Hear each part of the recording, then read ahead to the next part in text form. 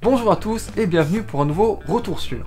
Alors celui-ci va être un petit peu particulier, puisque nous n'allons pas parler d'un roman, mais d'un manga. Je vais peut-être en rassurer quelques-uns, puisqu'il ne sera pas question d'un adolescent un peu naze, qui par sa volonté et la puissance de l'amitié parvient à vaincre toutes les épreuves, ou de démons que seul un élu peut vaincre. Bon, je dis pas, bien sûr, de temps en temps ça fait pas de mal, mais là nous allons parler d'une histoire un peu plus sérieuse, un peu plus humaine, mais qui recèle tout de même un petit peu de magie. Aujourd'hui, je vais donc vous parler de Quartier Lointain de Jiro Taniguchi. Quartier Lointain met en scène Hiroshi, qui, après une soirée plutôt arrosée, se trompe de train. Celui-ci ne le ramène pas chez lui, vers sa famille, mais est plutôt en direction de la ville de son enfance. Intrigué, il décide d'aller jusqu'au bout du voyage, et va même jusqu'à revisiter un petit peu cette ville et se rendre sur la tombe de sa mère. Et c'est là que... Bon, il s'est mis à pleuvoir, j'espère que vous allez pas trop l'entendre, mais je vais quand même essayer de continuer parce que là, bon, vu qu'il pleut toute la semaine, faut quand même y aller, hein, parce que j'ai quand même envie de vous parler de tout ça. Et c'est là que la magie opère, puisqu'il finit par tomber dans les pommes, et qu'à son réveil, il a retrouvé le corps de ses 14 ans. Le problème, c'est qu'il en a aussi les obligations, et que son père va bientôt disparaître. Premier point super important pour moi, la qualité du dessin. Et franchement, avec Quartier Lointain, on est servi. Alors, même si les ombres semblent faites par ordinateur, il y a du détail et de la profondeur dans les décors, et les personnages sont très variés, autant au niveau du caractère que du physique, et ils sont aussi très expressifs sans l'être exagérément. Ils restent humains, quoi. Pour ce qui est de l'ambiance, c'est quand même très japonais. C'est-à-dire que l'histoire est assez simple, naturelle plutôt, presque normale, mais avec un soupçon d'ailleurs. Je vous préviens, ça peut être quand même assez contemplatif, c'est-à-dire que le personnage principal peut facilement s'asseoir sur un banc, à simplement regarder les nuages passer en pensant à diverses choses. Donc, si vous espérez une aventure pleine de rebondissements, il y en a quand même, hein, et pleine de magie, c'est pas le bon endroit. Mais c'est justement ça qui rend cette histoire aussi captivante. Pourtant d'habitude dans les romans, c'est pas mon truc. Mais il y a un je ne sais quoi qui nous transporte, et qui nous pousse à suivre Hiroshi dans sa nouvelle jeunesse. D'ailleurs, c'est assez amusant de voir la façon dont il se retrouve lui-même. Bon, au début, il est un peu perdu, forcément. Mais les premiers instants passés, il découvre le positif. À l'école par exemple, il retrouve la vivacité de sa jeunesse, avec les connaissances accumulées pendant sa première vie. Disons qu'il a beaucoup utilisé l'anglais avec son travail, donc forcément, quand il retrouve ses 14 ans, il s'en sort plutôt pas trop mal. Bon, moi, il y a quand même l'aspect physique qui m'a un petit peu dérangé, puisque ses capacités semblent s'être améliorées.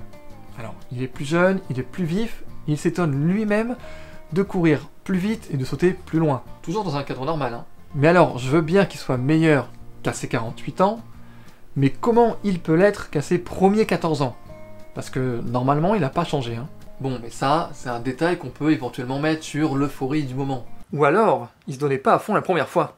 Dans cette partie découverte, il y a aussi ses retrouvailles avec ses anciens amis, sa famille et sa ville, qui donnent lieu à des situations un peu amusantes, puisque Hiroshi sort de temps en temps des trucs un peu étranges, plutôt en rapport avec le futur. Mais ça, je vous laisse découvrir. Enfin, il y a la troisième partie où il se rappelle que son père va abandonner sa famille du jour au lendemain. Sans prévenir, bien sûr. Ce qui va amener Hiroshi à beaucoup se questionner sur la vie en général, sur la famille, le passé, l'avenir, les choix et son père.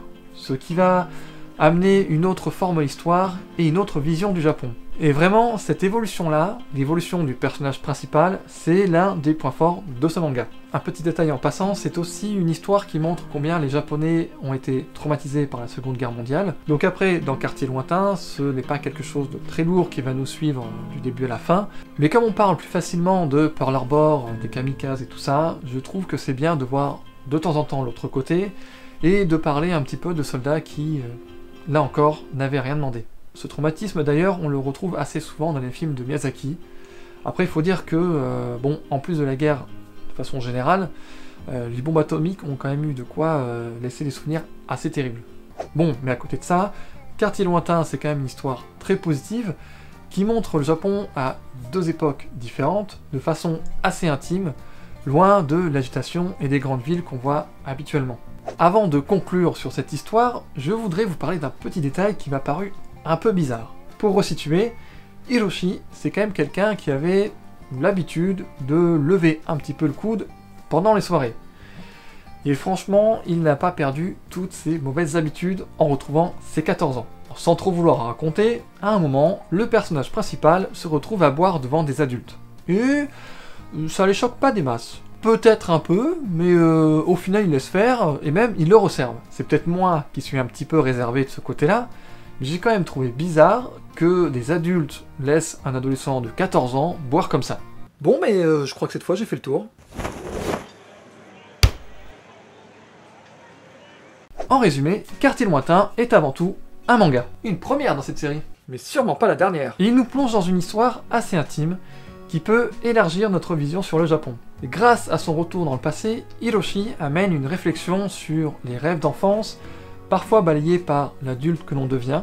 Certains s'étiolent, d'autres s'effacent pour laisser la place à des buts fixés par la vie, à des obligations. Personnellement, je le recommande autant à ceux qui aiment la fantasy, que à ceux qui préfèrent les univers un peu plus terre-à-terre. Et un petit détail qui peut avoir son importance pour ceux qui n'ont pas l'habitude des mangas, il se lit dans le sens de lecture français. Donc pas besoin de commencer par la fin. Enfin du coup, dans ce cas-là, ce serait le début. Bref, ça se lit de gauche à droite. Nous y voilà, c'est la fin de ce retour sur, et franchement, ça m'a fait du bien de vous parler d'autre chose qu'un roman. Surtout que depuis mon dernier retour, j'en ai lu quelques-uns qui ne m'ont pas forcément passionné. Je vous remercie aussi d'avoir regardé cette vidéo et de me suivre de manière plus générale dans mon aventure, et vous êtes de plus en plus nombreux à le faire. D'ailleurs, n'hésitez pas à en parler autour de vous. Allez, à bientôt pour de nouvelles aventures!